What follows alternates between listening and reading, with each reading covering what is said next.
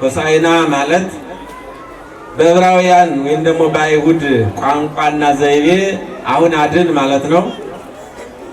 በእኛ ቤተክርስቲያን ቋንቋ ሆሳዕና ማለት መድኃኒት ማለት ነው።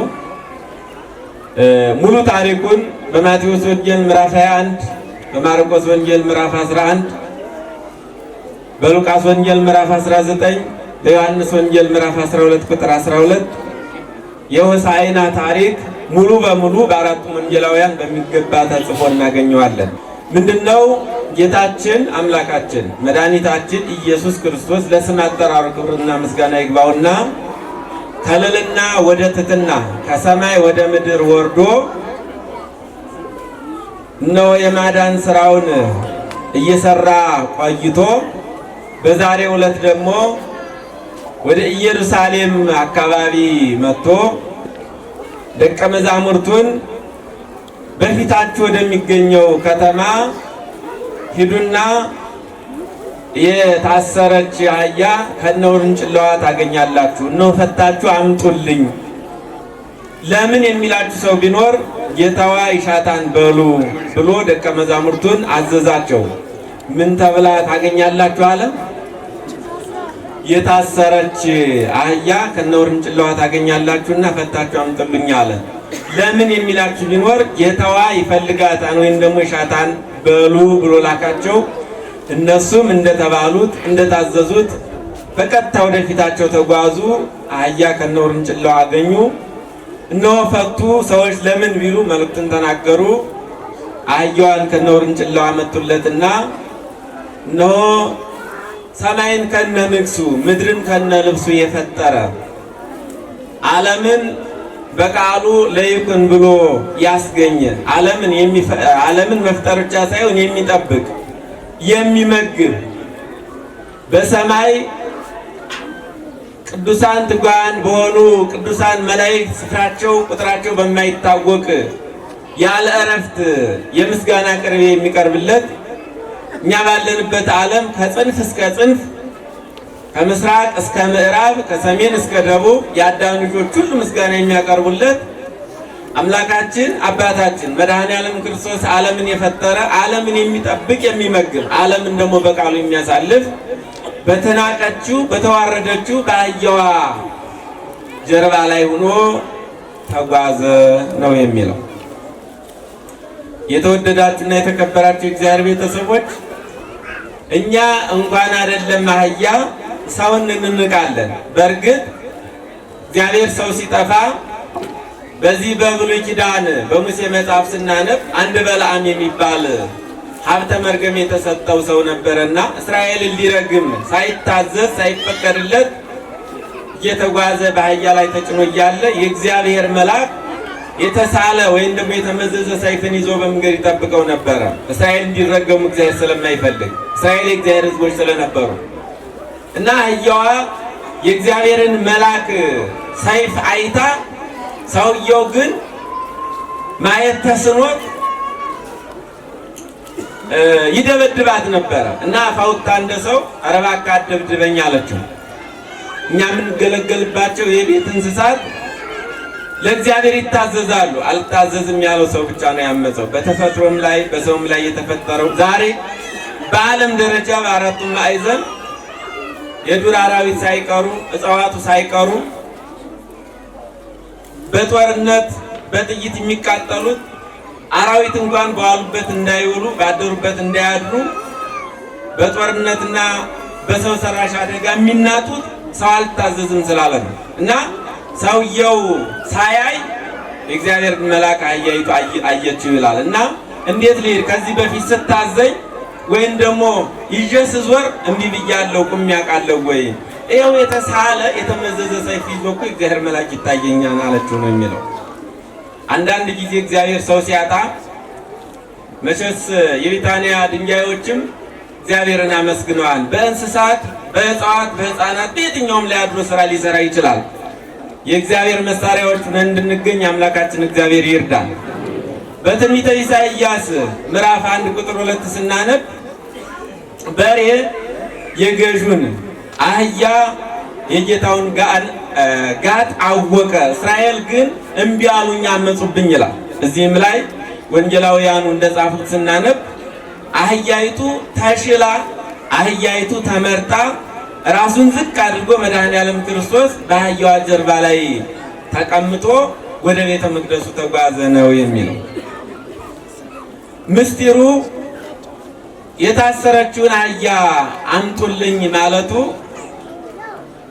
ይሄ ጥንተ ተአብሶ በሚባለው ወይም ደግሞ ከአዳምና ከሔዋን በወረስነው ጥንተ ተአብሶ የአዳም ልጆች በሙሉ በኃጢአት ታስረው ስለነበረ የሚፈቱበት ነፃ የሚወጡበት ከዓመተ ፍዳ ከዓመተ ኩነኔ ወደ ዓመተ ምሕረት ወደ አዲስ ኪዳን የሚሸጋገሩበት ዘመን ደረሰ፣ ሊፈቱ ነው፣ ነፃ ሊወጡ ነው ሲል፣ በሌላ መልኩ ሐዋርያቱን ወደ ታሰሩት አህያ የላከው የካህናትን ስልጣን የበደለ የሰረቀ የገደለ የዘሞተ እግዚአብሔርን የተላለፈ ሁሉ ቢኖር ኃጢአቱን አምኖ በደሉን አምኖ መውደቁን መርከሱን አምኖ ወደ ቤተ ክርስቲያን መጥቶ አበንሳውን ወይም ደግሞ ንስሐ አባቱን ወድቄያለሁ፣ አንሱኝ፣ ረክሻለሁ፣ ቀድሱኝ ቢል ካህኑ በተሰጠው ስልጣን ይህን ያህል ጹም፣ ይህን ያህል መጹት፣ ይህን ያህል ስገድ፣ ይህን ያህል ጸልይ ብሎ ያዘውና ያንን ቀኖናውን ጨርሶ ሲመጣ እግዚአብሔር ይፍታ ሲል ከዛ ከታሰረበት በደልና ኃጢአቱን እንደሚነጻው እንደሚቀደሰው ሁሉ ዛሬ ካህናት እስከ ዓለም ፍጻሜ የሚሰጡትን አገልግሎት ለማጠየቅና ለማስተማር የታሰሩትን ፈተው እንዲያመጡለት ቅዱሳን ሐዋርያትን አዟል። የተወደዳችሁና የተከበራችሁ የእግዚአብሔር ቤተሰቦች ዛሬም ቢሆን ከታሰርንበት የኃጢአት ማሰሪያ የምንፈታበት ፍታት ነው ቅድም ሲጸለይ የነበረው። ነገር ግን ፈቃደኝነት ያስፈልጋል። ለመፈታት ነፃ ለመውጣት ፈቃደኝነት ያስፈልጋል። ከኃጢአት ጋር መተባበር ያስፈልጋል። እግዚአብሔር ቅድም እንዳልኩት ከሰማይ ወደ ምድር ከልዕልና ወደ ትሕትና መጥቶ የእኛን ሥጋ ለብሶ እኛን መስሎ እኛን አህሎ በጠባብ ደረት በአጭር ቁመት ተወስኖ በምድር ላይ ተመላልሶ ዘንበለ ኃጢአት ባይቲታ ከኃጢአት በቀር ሁሉን ሰርቶ አድርጎ አከናውኖ እነሆ መስቀል ላይ ውሎ ሥጋውን ቆርሶ ደሙን አፍስሶ የእኛን ኃጢአት የእኛን በደል የእኛን ድካም የእኛን ርክሰት ተሸክሞ መስቀል ላይ ውሎ ያንን ከአዳምና ከሔዋን የወረስነውን ጥንተ ተአብሶ በመስቀሉ ወይም ደግሞ በሞቱ አስወግዶልናል። አሁን በእኛ መታሰር ወይም ደግሞ መሞት የለም። እኛ ፈቅደን ወደን ካላመጣ ነው በቀር። ለዚህ ነው ወንጌል የምትወዱን ከሆነ ትእዛዜን ጠብቁ እስከ ሞት ድረስ ወርጃችኋለሁና ነው የሚለው። ስለዚህ ይህንን አድርጓል።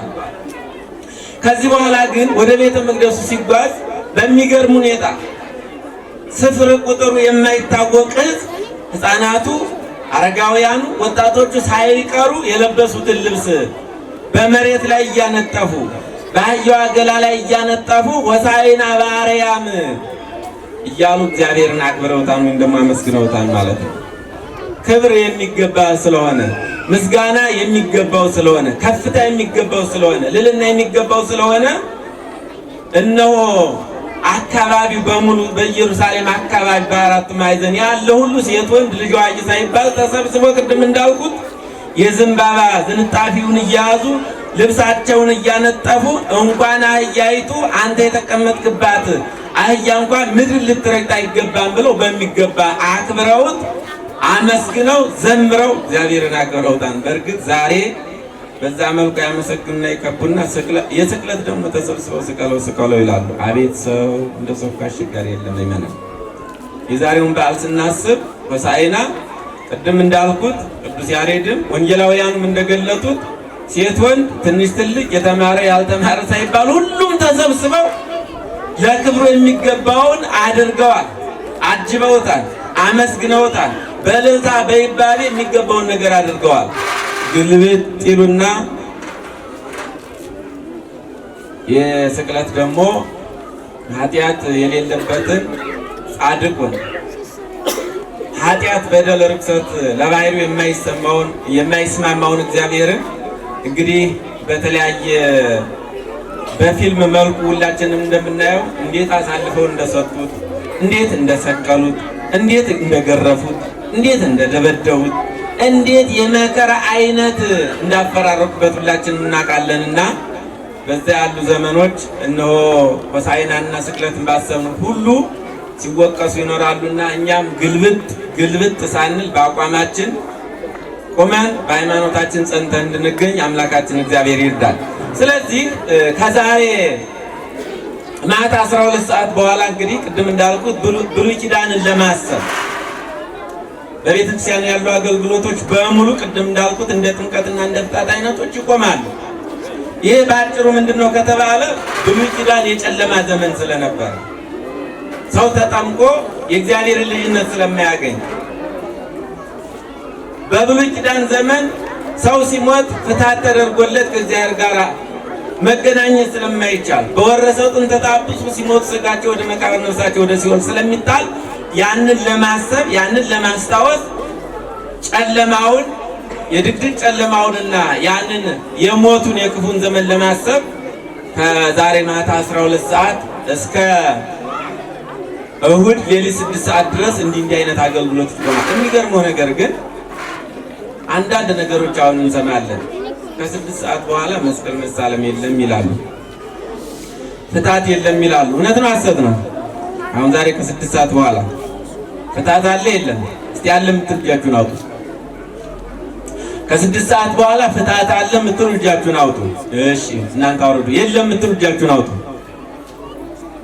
ይላችሁ የለም የሚለው በዛ አለ። ለመሆኑ የቤተ ክርስቲያን አስተምህሮና የቤተ ክርስቲያን ሰዓት አቆጣጠር 24 ሰዓት 1 ሰዓት ነው የሚባለው? ከስንት ሰዓት እስከ ስንት ሰዓት ነው? እስቲ እጅን አውጥቶ የሚነግረን እንግዲህ የሳይንሱ ዘመን አቆጣጠር ከሌሊቱ 6 ሰዓት እስከ ቀኑ 6 ሰዓት 24 ሰዓት 1 ሰዓት ነው ይባላል። በእኛ ቤተ ክርስቲያን አቆጣጠር ደግሞ ከማታ 12 ሰዓት እስከ ነገ ማታ 12 ሰዓት ነው 24 ሰዓት 1 ሰዓት የሚባለው እና እስከ ዛሬ 12 ሰዓት ድረስ የቀን ግማሽ ስለሌለ እንዲህ አይነት አስተምሮም ስለሌለ መስቀል እንሳለማለን፣ የትኛውንም አገልግሎት እናገኛለን። ይሄ ወፍ ዘራሽ የሆነ አስተምሮ እየመጣ አሁን ባህሉም እንደ እምነት እየተወሰደ ቤተክርስቲያኗን እየበከለ አስተምሮ እንደሌለ መምህራን እንደሌለ መጻሕፍት እንደሌሉ በጣም እየተቸገርን ስላለን እባካችሁ ወደ ልባችሁ ተመለሱ። ስለዚህ አሁን እኛ ይሄ ሕማማት ገባ የምንለው በቤተክርስቲያናችን አቆጣጠርና ጊዜ ከማታ 12 ሰዓት እስከ ነገ 12 ሰዓት ነው 24 ሰዓት 1 ሰዓት የሚባለው በዚህ ልክ ነው አገልግሎታችን የምናከናውነው። ይህንንም ስርዓታችንን ጠብቁ። ከዛ ውጭ ላለው ብሉይ ኪዳንን ለማስታወስና ለማሰብ ነው ብለናልና ሕማማትን የምናስበው የበለጠ እኛም እንጠቀምበታለን። አንጠቀምበትም ለምን መሰላችሁ? አሁን ለምሳሌ አብይ ጾም ከገባ ጀምሮ እንዲህ አይነት ህዝብ አይተን አናውቅም። እኛ በተለያየ ምክንያት ቤተ እግዚአብሔር በዚህ በታላቁ በአብይ ጾም ያላሳለፍን ሁሉ እድሉን ተጠቅመን በዚህ ሳምንት ማካካስ እንችላለን። እግዚአብሔር ደግሞ ቸር አምላክ ነው። ከመጀመሪያ ጀምሮ ስላልሰገዳችሁ፣ ስላላስቀደሳችሁ፣ ስላልጾማችሁ፣ ስላልጸለያችሁ እናንተን አላውቃችሁም አይልም ይላል እንዴ ወንጌሉ እኮ ጠዋት 12 ሰዓት የመጡት 3 ሰዓት የመጡት 6 ሰዓት የመጡት 9 ሰዓት የመጡት ደሞዛቸው በተመሳሳይ ተከፈላቸው ነው የሚለው አይደለም። ዋናው አመጣጣችን ነው የሚወስነው። አመጣጣችን መላ ዘመናችንን ቤተክርስቲያን እየተመላለስ ውስጣችን ክፉ ከሆነ ለእግዚአብሔር ማንመች ከሆነ ምንም ከንቱ ነገር ነው የሚሆነው። ውስጣችን ንጹህ ሆኖ ንስሐ ገብተን በደላችን አምነን የእግዚአብሔርን ስርየት የእግዚአብሔርን ምሕረት ተስፋ አድርገን በዚህች በፊታችን ባለችው ሳምንት እውነቴን ነው የምላችሁ አቅም በፈቀደ ሁሉ ጧትም ማታም ቀንም ሌትም እየተመላለስ ከሰገድን ካሳለፍን ደግሞ እግዚአብሔር በምሕረት እጁ ሊያቅፈን በምሕረት ዓይኑ ሊመለከተን በምሕረት ማንነቱ ሊያየን ፈቃደኛ ነውና ሁላችንንም ዛሬ እንደተሰበሰብን ሁሉ የስቅለት ብቻ መሰብሰብ የለብንም። በተቻለን መጠን ሁሉ ይህንን ሳምንት ነገሮችን እያመቻችን ፈቃድን እየወሰድን ከሰዓታችን ላይ እየቆረጥ ቢሮአችንም ይሁን ቤታችን እየዘጋን ነገሮችን ሁሉ እያመቻችን ስለ ራሳችን፣ ስለ ቤተሰባችን፣ ስለ ሀገራችን፣ ስለ ቤተ ክርስቲያናችን በገጠር ስለሚሆነው በአራቱ ማዕዘን ስለምንሰማው ነገር ሁሉ አብዝተን ልንጸልይ፣ ልንሰግድ፣ ልንመረከክ፣ ልንጸልይ ያስፈልጋል። አምላካችን እግዚአብሔር በፊታችን ያለውን የሕማማት ጊዜ የጸሎት፣ የምስጋና፣ የጸጸት፣ የንስሐ፣ የስግደት፣ የእንባ ሳምንት እንዲያደርግልን የእርሱ በጎ ፈቃዱ ይሁንልን። ሆሳዕና በአርያም አሁን አድን ወይም ደግሞ መድኃኒት ማለት ነው።